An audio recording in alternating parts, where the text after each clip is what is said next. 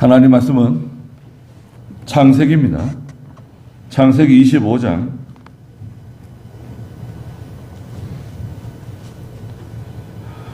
19절 말씀부터 마지막 34절까지 말씀해 보도록 하겠습니다. 창세기 25장 19절입니다. 아브라함의 아들 이삭의 계보는 이렇다. 아브라함이 이삭을 낳았고 이삭은 40세에 밧단 아람 사람 부두엘의 딸이며 라반의 누이 리브가를 아내로 맞았다. 이삭은 그의 아내가 임신하지 못하므로 그의 아내를 위하여 여호와께 기도하였더니 여호와께서 그의 기도를 들어주셔서 그의 아내 리브가가 임신하였는데 리브가가 아이들이 뱃속에서 서로 싸움으로 말하기를 이렇다면 내가 어떻게 해야 할까 하면서 가서 여호와께 물었다. 여호와께서 그 여자에게 말씀하시기를 두 민족이 내 뱃속에 있으니 두 백성이 내 몸에서부터 나누어질 것이며 한 백성이 다른 백성보다 강하겠고 큰 자가 작은 자를 섬길 것이다 라고 하셨다. 리브가의 출산 기한이 다 찼으니 보아라, 그 뱃속에는 쌍둥이가 있었다. 먼저 나온 아이는 붉고 온 몸이 터럭과 같아서 그의 이름을 에서라고 불렀고 그 후에 그의 아우가 나왔는데 그의 손은 에서의 발꿈치를 잡고 있었으므로 그 아이의 이름을 야곱이라고 불렀으며 리브가가 그들을 낳을 때 이삭의 나이는 60세였다. 그 아들들이 자라서 에서는 사냥할 줄 아는 들 사람이 되었고 야곱은 장막에서 지내는 조용한 사람이 되었다. 이삭은 에서가 사냥한 것을 좋아하였으므로 에서를 사랑하였고 리브가는 야곱을 사랑하였다. 한 번은 야곱이 죽을 끓이고 있을 때 에서가 들에서 돌아왔는데 그가 피곤하였으므로 야곱에게 말하기를 내가 피곤하니 그 붉은 것을 조금 먹게 하여라 라고 하였다. 그러므로 그의 이름을 에돔이라 불렀다. 야곱이 말하기를 오늘 형의 장자권을 내게 파시오 라고 하니 에서가 보아라, 내가 죽어가는데 이 장자권이 내게 무슨 소용이 있겠느냐 고 말하였다.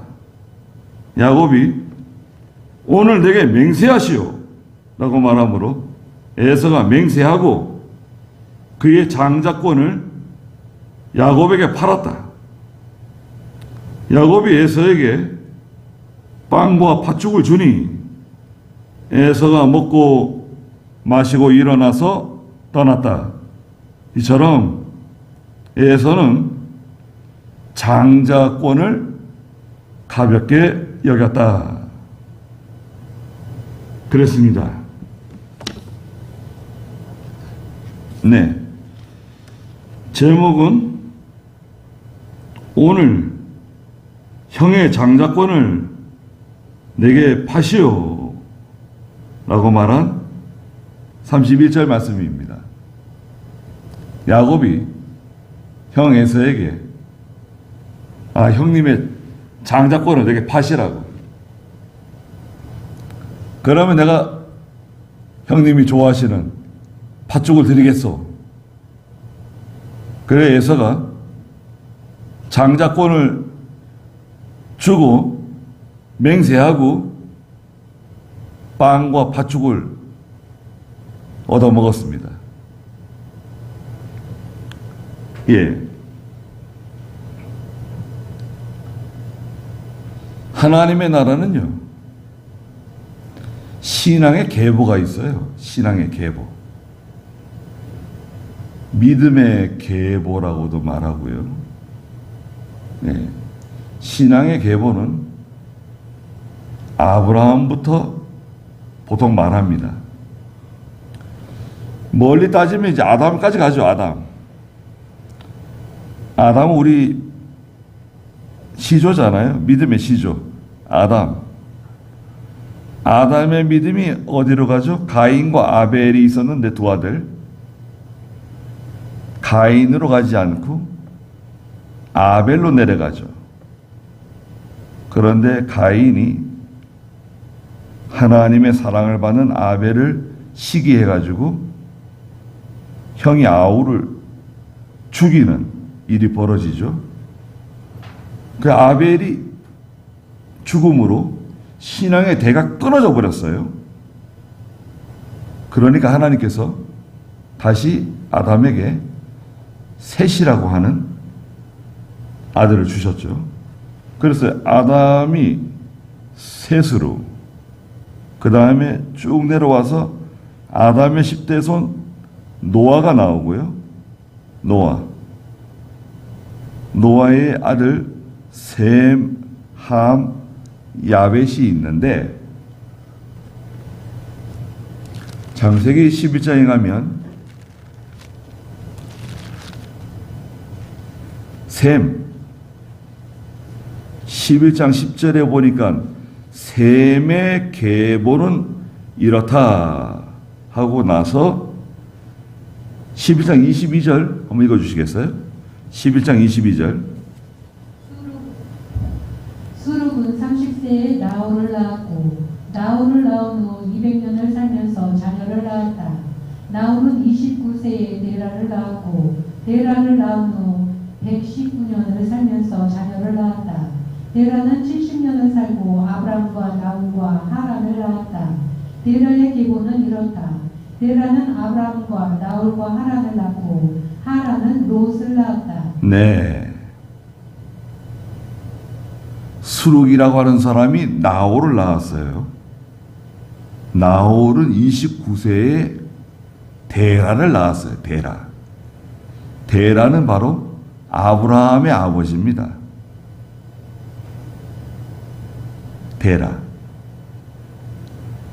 데라가 아브라함과 나홀과 하란을 낳았어요.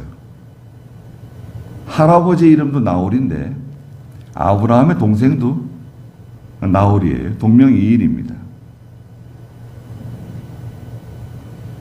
데라가 70년을 살고 70세에, 그러니까 26절에 보니까 아브라함과 나홀, 하란을 낳았어요. 그리고 아브라함의 조카 롯은 누구의 아들이라고 그랬습니까? 하란의 아들이에요. 아브라함의 동생, 막내 동생 하란의 아들이 바로 롯입니다.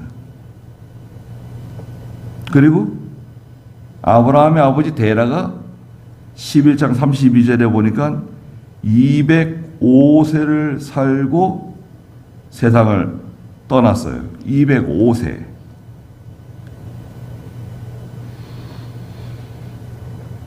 그리고 나서 이제 아브라함부터 다시 믿음의 계대를 또 말합니다. 아브라함이 있고요. 아브라함이 믿음의 조상이죠. 아브라함의 믿음이 어디로 내려가죠? 아들 이삭에게로 내려가죠. 이삭은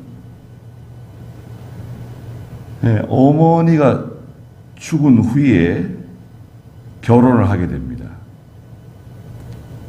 그래서 24장, 오늘 24장에 보면 아브라함이 늙은 종을 시켜서 아들 이삭의 아내를 구해오도록 보내죠. 어디로 보냅니까?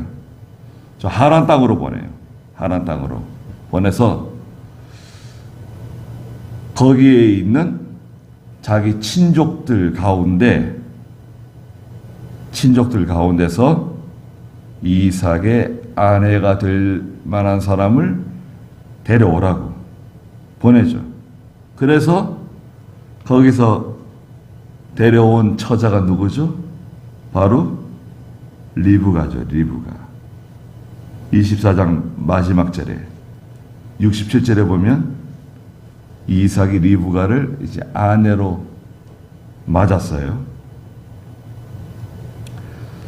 그때 나이가 몇 살인가? 25장 20절에 보니까 그 19절부터 한번 읽어주시겠어요? 오늘 25장 19절. 아브라함의 아들 이삭의 계보는 이렇다. 아브라함이 이삭을 낳았고 이삭은 40세에 바단 아람 사람 부도엘의 딸이며 라반의 누이 리브가를 아내로 맞았다. 40세에 이삭은 40세에 리브가를 만나서 결혼했습니다. 리브가를 만날 때 여러분 보세요. 선 보지 않았어요. 맞선도 안 봤어요. 데이트도 안 했습니다. 서로 뭐 연락을 주고받은 것도 아니에요. 아브라함의 늙은 종이 젊은 주인의 아내가 될 사람을 모시고 온 거예요. 그리고 이삭은 그 여자를 보고 마음에 들고 결혼하게 된 겁니다. 여기에 중요한 의미가 있죠. 결혼할 때 그 사람 얼굴 보고 학벌을 보고 재산을 본 게 아니라 그 집안이 어떤 집안인가. 아브라함과 같은 집안, 아브라함의 같은 혈통, 같은 믿음을 가지고 하나님을 섬기는 사람, 신앙이 같아야 돼요. 그리고 믿음이 있는 여자 만난 거예요. 그 뭐 얼굴을 본 적도 없어요. 데이트를 한 적도 없습니다. 만나가지고 결혼하고 40세에 결혼했는데요. 아이는 언제 낳았습니까? 20년 뒤에 아이를 낳았어요. 아이가 생기지 않는 거예요. 21절 읽어보세요. 이삭은 그의 아내가 임신하지 못하므로 그의 아내를 위하여 여호와께 기도하였더니 여호와께서 그의 기도를 들어주셔서 그의 아내 리브가가 임신하였는데 리브가가 아이들이 뱃속에서 서로 싸움으로 말하기를 이렇다면 내가 어떻게 해야 할까 하면서 가서 여호와께 물었다. 네. 아내 리브가가 아이를 갖지 못하니까 이삭이 하나님께 간절히 기도했다 그랬습니다. 예. 자녀를 주시는 것도 하나님이 주셔야 돼요. 아빠 엄마가 건강해도 자녀가 생기지 않을 수 있습니다. 하나님께서 그 태의 문을 열어주셔야 돼요. 그 이삭이 하나님께 간절히 기도했더니 하나님께서 리브가의 태를 여셔서 아이를 갖게 하셨는데 쌍둥이에요. 그 쌍둥이가 뱃속에서 서로 막 싸우는 거예요. 다투는 거예요. 막 치고받고 하는 거예요. 그 엄마는 아는가 봐요. 야, 이거 참. 지금도 마찬가지입니다. 오늘날에도요. 쌍둥이들이 엄마 뱃속에서 다퉈요. 치고받습니다. 발로 차고 주먹으로 때리고 탯줄을 막 잡아당기고 그러면서 지금도요. 예, 인간은 엄마 뱃속에 있을 때부터 악질이에요. 죄가 많은 사람들이에요. 서로 그 생존 본능 때문에 싸우는 겁니다. 여러분, 새들도 저 높은 둥지에 어미새가 새끼 그 알을 한 4-5개 낳았는데, 어떤 새는요, 먼저 태어난 새끼가 알을 까고 나온 게 다른 알들을 발로 차가지고요, 떨어뜨려요. 밖으로 밀쳐내요. 형제들을 말하자면 죽이는 거죠. 형제들이 태어나기 전에. 어떤 형제는 태어났어도 연약한, 이제 간신히 태어난 연약한 동생을 발로 차가지고 밖으로 떨어뜨립니다. 혼자 살아남는 거예요. 그런 생존 본능, 생존 경쟁을 하는 거예요. 그래서 자기 뱃속에 아이들이 싸우니까요. 아, 이걸 어떻게 하면 좋은가? 하나님께 여호와께 물었다 그랬어요. 아, 그러니까 보니까요, 리브가가 믿음 좋은 여자예요. 여호와께 물어보는 거예요. 하나님, 이걸 어떻게 하면 좋겠습니까? 물었더니 여호와께서 뭐라고 말씀하셨죠? 23절 읽어보세요. 여호와께서 그 여자에게 말씀하시기를 두 민족이 내 뱃속에 있으니 두 백성이 내 몸에서부터 나눠질 것이며 한 백성이 다른 백성보다 강하겠고 큰 자가 작은 자를 섬길 것이다 라고 하셨다. 네, 하나님께서 말씀해 주셨습니다. 두 민족이 네 뱃속에 있다. 두 백성이 내 몸 속에서부터 나누어질 거다. 한 백성이 다른 백성보다 강하겠고 큰 자가 작은 자를 섬길 것이다. 말씀해 주셨어요. 자, 보세요. 이게 하나님의 결정이에요. 우리 하나님의 예정이라고 해요. 하나님의 예정. 하나님 정하셨어요. 이렇게 리브가에게 말씀해 주신 거예요. 두 민족, 두 백성이 네 뱃속에 있다. 큰 자가 형이 동생을 섬기게 될 거다. 말씀해 주신 거예요. 그리고 아이를 낳았습니까? 24절 읽어보세요. 리브가의 출산 기한이 다 찼으니 보아라, 그 뱃속에는 쌍둥이가 있었다. 먼저 나온 아이는 붉고 온 몸이 털옷과 같아서 그의 이름을 에서라고 불렀고 그 후에 그의 아우가 나왔는데 그의 손은 에서의 발꿈치를 잡고 있었으므로 그 아이의 이름을 야곱이라 불렀으며 리브가가 그들을 낳을 때 이삭의 나이는 60세였다. 네. 그 아이를 낳았는데요, 출산 기한이 다 차서 아이를 낳았는데 쌍둥이를 낳았습니다. 25절에 보니까 먼저 나온 아이는 어떻게 생겼어요? 몸이 붉어요. 몸이 붉고 온몸에 털이 많아가지고 아이가 마치 털옷을 입고 나온 것처럼 깜짝 놀랐을 것 같아요. 이거 왜 이 아이가 털이 이렇게 많지? 그 에서라고 이름을 지었습니다. 에서.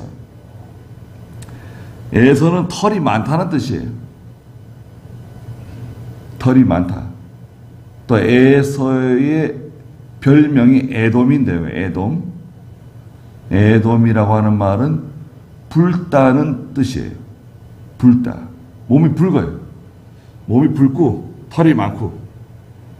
그리고 그 뒤에 따라 나온 아우가 나오는데 보니까 26절에 보니까 먼저 나가는 형의 발꿈치를 붙잡고 따라 나오는 거예요. 발꿈치를 붙잡고. 야곱은 경쟁심, 경쟁자예요. 형한테 지지 않으려고 나오는데도 형 발꿈치를 붙잡고 나온 사람이 바로 야곱입니다. 야곱이라고 하는 뜻은 발꿈치를 잡은 사람이라는 뜻이에요.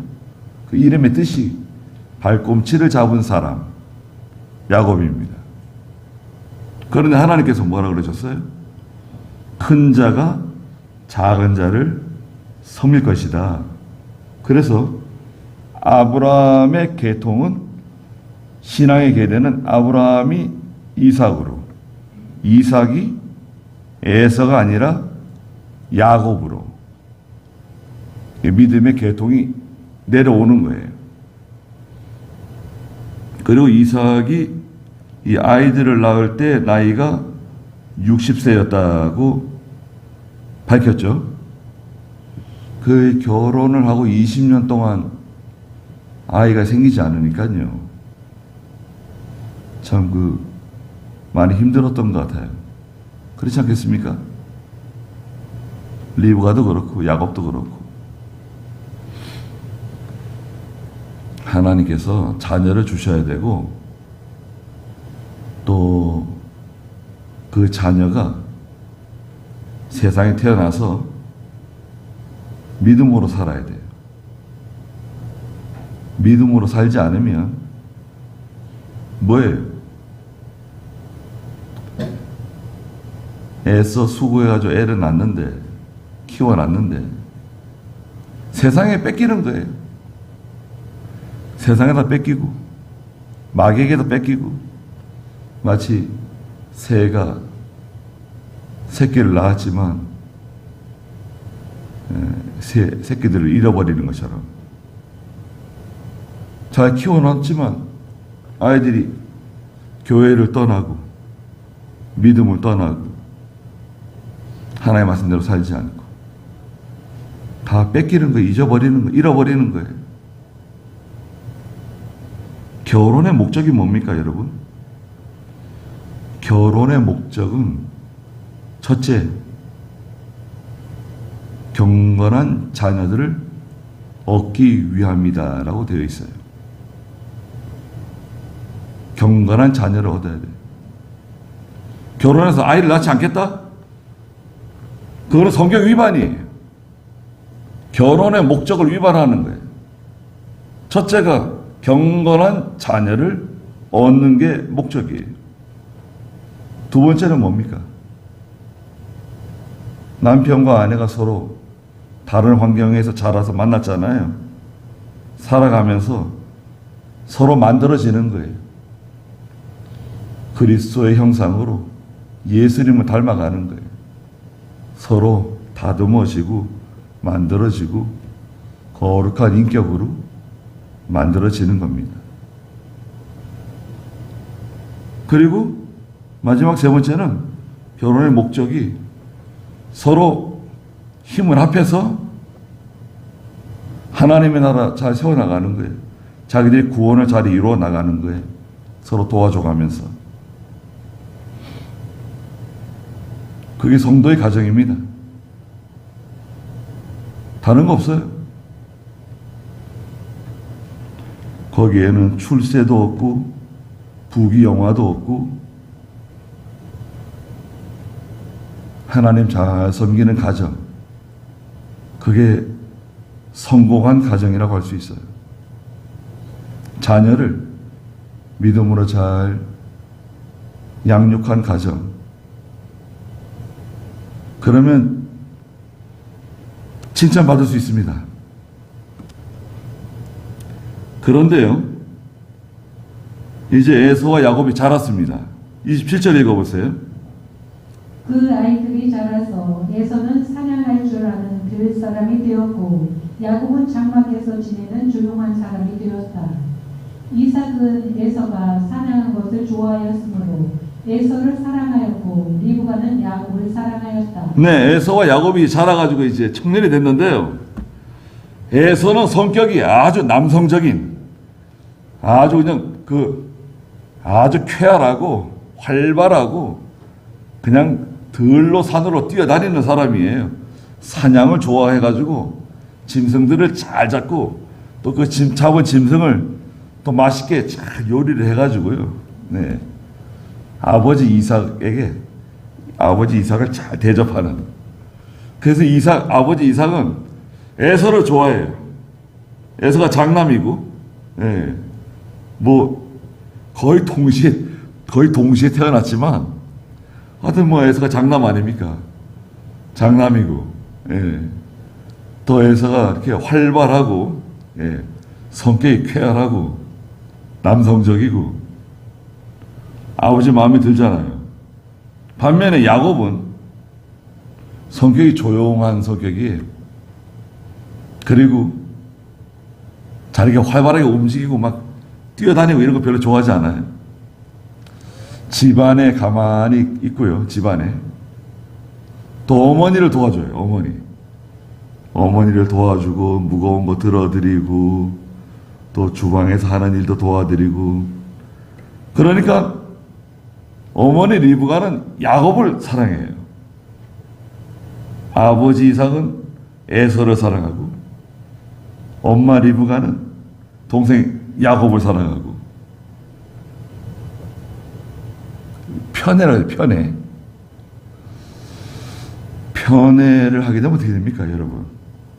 여러분 자녀를 편애하게 되면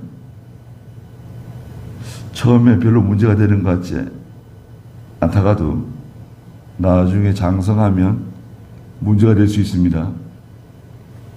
네. 아버지, 어머니가 살아계실 때는 문제가 되지 않다가도 아버지, 어머니가 세상 떠나고 이러면 형제 간에 다툴 수 있어요. 편애하게 되면. 편애하면 안 됩니다. 똑같이 사랑하고 똑같이 위해주고 오히려 좀 부족한 자녀를 더 사랑하고, 예. 좀 어려운 자녀를 더 위해주고, 그리고 이 자녀들이 서로 화목해야 돼요. 서로 화목하도록 힘을 써야 됩니다. 근데 여기서 중요한 게 있어요. 믿는 가정의 자녀들이 성장해서도 화목하려면 밖에서 들어오는 사람이 중요해요. 며느리가 들어오는 거, 사위가 들어오는 거, 남의 집 사람이 들어올 때 어떤 사람이 들어오느냐, 이게 중요합니다. 니네끼리 좋아하면 마음대로 해. 결혼하든지 말든지. 니네들이 좋으면 되는 거지 뭐. 그러면 안 돼요.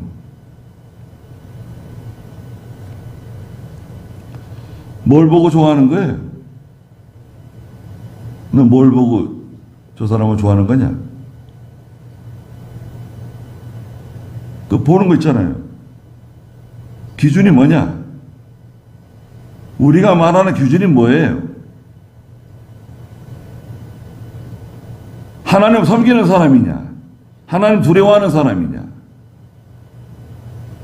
예수를 믿어도 어떻게 예수를 믿는가? 저 이단자들도 예수 믿는다 그래요.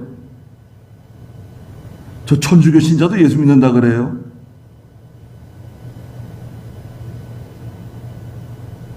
예수 믿는 사람, 또 우리하고 믿음이 같은 사람,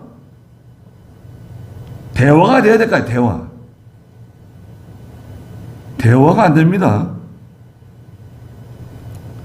믿는 자와 믿지 않는 자가 어떻게 멍에를 같이 매느냐? 하나님과 벨리알이 어떻게 하나가 될 수 있느냐? 하나가 될 수 없다 그랬잖아요. 믿지 않은 사람이 사위가 들어와 가지고 아내를 통해서 예수를 믿을 수 있죠. 또 믿지 않는 며느리가 들어와 가지고 남편을 통해서 예수 믿을 수 있죠. 야, 그거는 굉장히 어려운 거예요. 그건 희귀해요. 예수를 믿었다. 야, 그 사람은 복 받은 거죠. 그 사람은 장가 와서 복 받은 거고 시집 와서 복 받은 거예요. 근데 믿지 않는 사람, 우리하고 전혀 이 공통분모가 없는, 교집합이 안 되는 그런 사람이 들어오게 되면 이 형제간에 싸우는 거예요. 형제간에 전혀 이게 대화가 안 되고 맞지 않아요. 예수 믿는 사람이 저 제사, 철저하게 제사 지내는 종갓집에 시집 가가지고 살 수 있어요? 한 달에 몇 번씩 제사 지내고 뭐 그런 집안에 시집 가가지고 신앙을 지키고 믿음을 지키고 하나님 섬기고 가능합니까? 이상한 게 우리 집안에 들어와가지고 집안 망친다고 핀잔에 듣고 살 수 있겠어요? 그러면 신앙을 양보하거나 신앙을 타협해야 되겠죠. 죽는 거예요. 믿음이 죽는 겁니다. 다 깨져나가는 거예요. 그런데 그 에서와 야곱이 잘 자라가지고 멋있게 자랐는데요. 자, 하루는 이상한 일이 벌어졌습니다. 29절 읽어보세요. 한 번은 야곱이 죽을 끓이고 있을 때 에서가 들에서 돌아왔는데 그가 피곤하였으므로 야곱에게 말하기를 내가 피곤하니 그 붉은 것을 조금 먹게 하여라 라고 하였다. 그러므로 그의 이름을 에돔이라 불렀다. 네. 어느 날 야곱이 어머니를 도와서 죽을 끓이고 있었어요. 그 죽은 붉은 죽입니다. 팥죽이에요. 죽을 한참 끓이고 있는데 에서가 막 밖에 나가서 돌아다니다가 들어왔어요. 얼마나 배가 고프고 허기가 진지 또 야곱이 죽을 끓이고 있는데 그 냄새가 뭐 얼마나 구수하고 막 그냥 식욕을 땡기는지 말이죠. 야곱에게 말했습니다. 뭐라고 말했습니까? 30절에 보니까 야, 내가 피곤하니까 그 붉은 것을 조금 먹게 해달라고 말했더니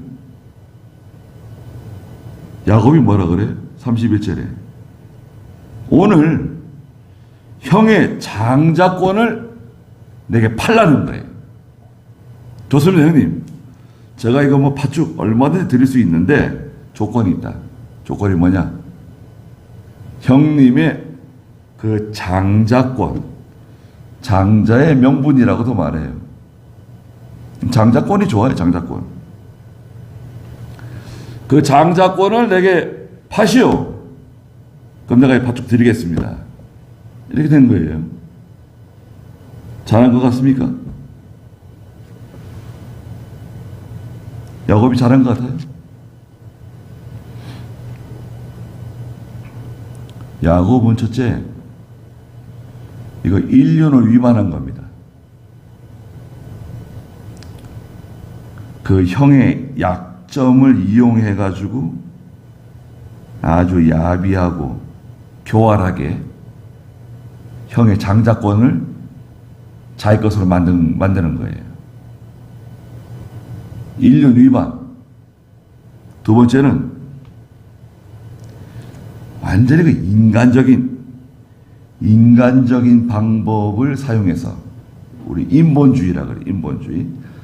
그 인간적인 방법을 사용해 가지고 축복을 받으려고 하는 거예요. 하나님의 축복을 인본주의적인 방법을 통해서 얻으려고 한 거죠. 세 번째는 하나님의 축복을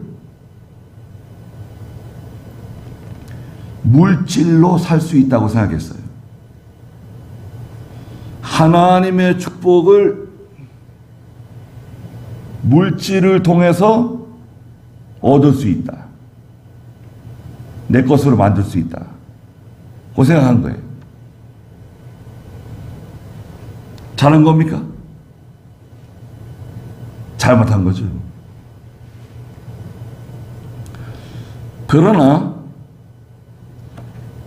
여기 야곱의 믿음이 여기 들어있어요. 야곱의 믿음은 뭐냐면 아브라함에게 하나님이 약속하신 그 약속과 축복, 아버지 이삭에게 내려온 그 약속과 축복을 장자로 내려가거든요. 그 축복을 사모하는 거예요. 하나님이 주시는 축복을 아주 간절히 사모하는 거예요. 그리고 야곱은 이 현세보다는 앞으로 장차 내세 받을 은혜와 복을 더 사모하는 거예요. 살아있는 동안 뭐 잘 살고 잘 먹고 부자 되고 뭐 오래 살고 그거보다는 영원한 나라, 앞으로 내세에 하나님이 우리에게 주시는 복을 더 간절히 사모하는 거예요. 그리고 마지막으로는 장차 오실 메시아가 이 믿음의 계통을 통해서 메시아가 오시거든요. 장차 오실 메시아를 대망하는 거예요. 메시아가 앞으로 장차 이 믿음의 계통으로 메시아가 오시는데 그 믿음의 계통에 자기가 들어가고자 하는 마음이 있는 거죠. 내가 지금 동생으로 태어났는데 이래서는 안 된다. 내가 장자가 될 수는 없지만 그 장자권은 내 것으로 삼아야 되겠다. 이런 마음이 항상 있는 거예요. 그리고 아주 철저하게 준비한 거죠. 아주 계획적이고 치밀하게 준비했다가 형이 이때쯤 지쳐서 돌아올 때쯤 밖에서 솥단지를 걸어놓고 말이죠. 팥죽을 끓이는 거예요. 야, 그 냄새가 뭐 얼마나 진동을 했을까요? 네.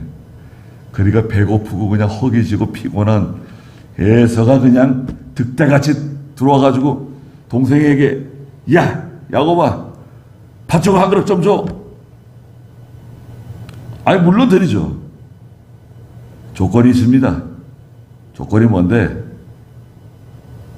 제가 팥죽을 드릴 테니까 그 형님의 장자권은 제게 주십시오. 제게 넘기세요. 그러면요, 에서가 생각을 해봐야죠. 야, 너 지금 무슨 말 했냐? 장자권을 달라고? 그건 내가 줄 수 없다. 그건 하나님이 내게 주신 거지. 그걸 내가 내 마음대로 나도 줄 수 없어. 그건 하나님 내게 주신 거다. 네가 굳이 팥죽 한 그릇으로 장자권을 사고 싶다고 하면 나는 팥죽 먹을 수 없다. 네가 팥죽을 주든지 말든지 그건 네가 알아서 하고 난 장자권을 줄 수 없다. 나갔으면 좋았을 텐데요. 에서는 그런 믿음이 없어요. 그런 영적인 통찰력이 없어요.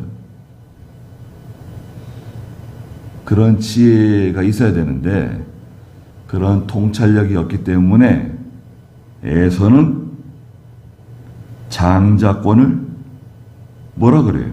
32절에 보니까 보아라, 내가 지금 죽게 생겼는데 배고파 죽겠다 지금.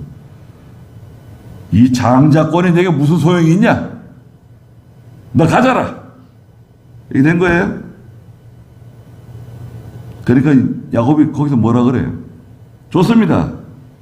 33절에 오늘 내게 맹세하세요. 주는 것은 안 됩니다. 맹세하십시오. 그러니까 에서가 또 뭐라 해요? 좋다.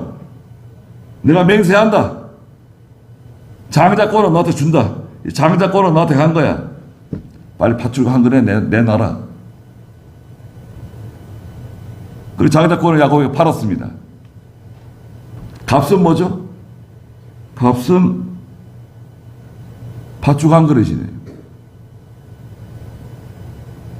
34절에 보니까 야곱이 에서에게 빵과 팥죽을 주니 에서가 먹고 마시고 일어나서 떠났다. 이처럼 에서는 장자권을 가볍게 여겼다 그랬습니다. 장자권이라고 하는 말이 31절에 한 번, 32절에 한 번, 33절에 한 번, 34절에 한 번, 이 4절에 4번이나 기록되어 있어요. 그럼 이 장자권이 도대체 뭐길래 이렇게 성경에서 중요하게 다루고 있는가? 장자권의 일반적인 의미가 있습니다. 일반적인 의미는 뭐냐면 부모로부터 받는 그 유산 있죠, 여러분. 부모님이 세상을 떠날 때 혹은 세상을 떠나기 전에 부모님으로 받는 유산 있잖아요. 그 물질적인 유산과 관련이 있어요. 장자는 2배를 받습니다. 모든 것에 2배를 받아요. 그래서 첫째는 이제 아버지의 계대를 이어가지고 가족을 지배할 수 있는 권리를 취득하게 돼요. 가족의 우두머리가 되는 거예요. 아버지를 대신해서 가족의 우두머리가 되는 겁니다. 2번째는 말씀드린 것처럼 2배입니다.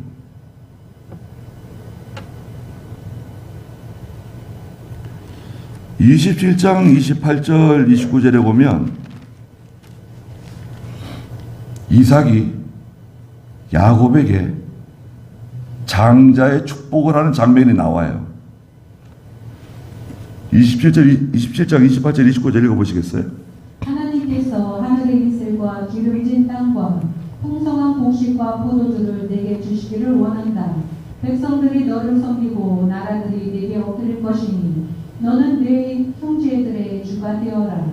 내 어머니의 아들들이 내게 엎드릴 것이니 너를 저주하는 자들은 저주를 받고 너를 축복하는 자들은 복을 받을 것이다. 자, 이게 장자의 축복입니다, 여러분. 하나님께서 하늘의 이슬, 땅의 기름진 땅, 풍성한 곡식과 포도주를 내게 주시기를 바란다. 백성들이 너를 섬기고 나라들이 내게 엎드릴 것이다. 이거 보세요. 백성들이 다 너를 섬길 것이다. 모든 나라 백성들이 내게 엎드릴 것이다. 이거 얼마나 대단한 축복입니까? 그냥 말로만 하는 게 아니에요. 이건 진짜예요, 진짜. 진짜 이렇게 되는 거예요. 너는 내 형제의 주가 되어라. 내 어머니 아들들이 내게 엎드릴 것이다. 너를 저주하는 사람은 저주를 받게 되고 너를 축복하는 사람은 복을 받게 될 것이다. 이게 무슨 말입니까? 복의 근원이 돼. 복의 근원. 야곱이 복의 근원이 된다. 자, 그리고 에서가 쫓아와가지고요. 아버지, 저에게도 그 야곱에게 했던 기도를 저에게도 해주십시오. 못해요. 안 돼요. 이미 끝났어요. 에서에게는 똑같이 기도해 줄 수 없어요. 이미 끝난 거예요. 장자의 축복이 넘어간 거예요. 에서는 이것을 귀하게 여기지 않은 거죠. 그 다음에 이제 장자권의 영적인 의미가 있어요. 이게 진짜 중요한 건데요. 일반적인 의미는 뭐라 그랬습니까? 그 부모로부터 내려받는 그 물질적인 유산과 관련이 있는데 아버지의 계대를 이어서 가족을 지배할 수 있는 권리가 있고요, 장자에게. 그 다음에 재산의 두 몫을 받는다는 거죠. 그 다음에 영적인 의미, 장자권 영적인 의미는 뭐냐? 첫째는 아브라함의 신앙과 믿음을 계승하는 거예요. 아브라함의 신앙과 믿음을 계승한다. 이게 장자예요. 두 번째는 하나님께서 아브라함과 아버지 이삭에게 약속한 그 모든 것을 상속받을 수 있는 권리를 갖게 돼요. 하나님께서 할아버지 아브라함에게 약속하시고 아버지 이삭에게 약속하셨던 그 모든 은혜와 축복을 다 고스란히 상속받는 거예요. 누가? 장자가 상속받는 거예요. 장자권을 가지고 있는 사람이. 말씀드렸던 것처럼 첫째는 창세기 12장 3절에 있는 복의 근원이에요. 하나님이 아브라함에게 약속하셨죠. 너를 축복하는 사람은 복을 받고 너를 저주하는 사람은 저주받을 거다. 아브라함이 복의 근원이 된다. 복의 근원이에요. 두 번째는 창세기 15장 5절에 많은 후손을 주실 것이다. 이것은 영적으로 장차 예수 그리스도를 통해서 구원받고 택함받은 백성들이 많아질 것을 알려주시는 거죠. 후손이 많아지는 거예요. 후손이 창대해지는 거예요. 세 번째는 창세기 22장 18절에 내 씨를 통해서 땅의 모든 민족이 복을 받게 될 것이다. 내 씨, 이 씨는 바로 장차 후손으로 오시는 메시아 되시는 예수 그리스도예요. 내 후손을 통해서 땅의 모든 사람들이 복을 받게 될 것이다. 네 번째는 창세기 36장 3절과 5절에 장차 오시는 예수 그리스도를 통한 축복입니다. 거기 한번 읽어볼까요? 창세기 36장 3절 5절. 이스마엘의 딸이며 누바요세 누이인 바스맛이다. 아라는 에서에게 엘리바스를 낳았고 바스맛은 누에를 낳았고 오홀리바마는 여우수와 알람과 보라를 낳았으며 이들은 가나안 땅에서 에서에게 태어난 그의 아들들이다. 네. 야곱의 후손을 통해서 그리스도가 이 세상에 오시는 거예요. 그러니까요. 장자권은 이게 제일 중요한 거예요. 아브라함의 신앙을 계승하는 거예요. 여러분. 장자가 뭐예요? 우리 교단도 마찬가지죠. 어떤 교회는 우리가 장자교회래요. 장자교회. 그러면 그 신앙의 계통을 계승하는 거 아니에요. 김명범 목사님, 이병규 목사님, 그 전에 이기서 목사님, 이런 목사님들의 그 신앙 노선을 계승하는 거 아닙니까? 정말 계승해요? 그렇게 믿음으로 해요?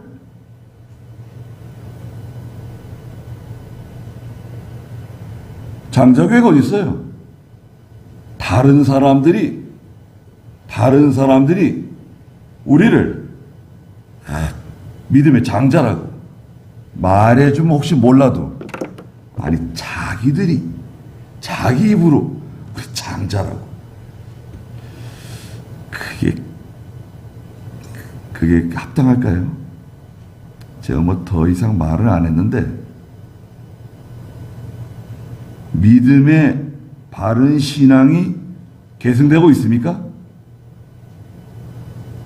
또 아브라함과 이삭에게 약속한 그 하나님의 엄청난 은혜와 복을 받을 만한 자격이 있어요?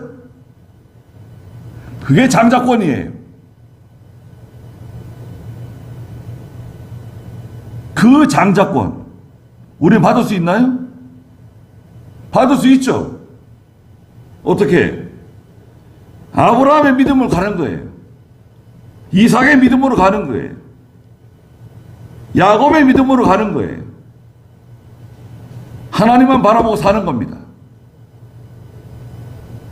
그러면 하나님이 약속한 모든 복을 우리가 받는 거예요. 장자권이 우리에게 오는 거예요. 장자권에 무슨 표딱지가 있는 건가요? 여러분? 자, 장자권을 받아라. 표딱지 뭐 봉투에 넣어줘요? 선물로 줄 수 있습니까? 그런 거 아닙니다. 우리가 짧은 세상을 사는데 잠깐 살다 가는데 우리 예수 믿었잖아요, 여러분. 여러분 예수 믿었잖아요. 하늘나라 가는 건 정해져 있는 거고 아브라함의 신앙으로 살아가는 겁니다, 여러분. 이삭의 믿음으로, 야곱의 믿음으로 그 장자권을 내가 얻는 거예요. 그래서 저와 여러분들이 그 은혜와 복을 다 받는 그런 저희가 다 되시길 바랍니다. 기도하겠습니다. 거룩하신 하나님에서는 그 장자권이 얼마나 귀하고 얼마나 위대한 것인지 깨닫지 못했습니다. 또 그것을 이삭이 말해주고 할아버지 아브라함이 가르쳐 줬음에도 불구하고 에서는 그것을 귀하게 여기지 않았습니다. 하나님 말씀대로 살아가는 거, 기도하는 거, 사경해야 하는 거, 산기도가 하는 거, 구원을 이루어 나가는 거, 영이 자라나가는 거 귀하게 여기지 않았습니다. 거룩하신 하나님, 저희가 아브라함의 신앙의 믿음을 계승하고 이삭의 신앙을 계승하고 야곱의 신앙을 계승하는 저희가 되게 해주시옵소서.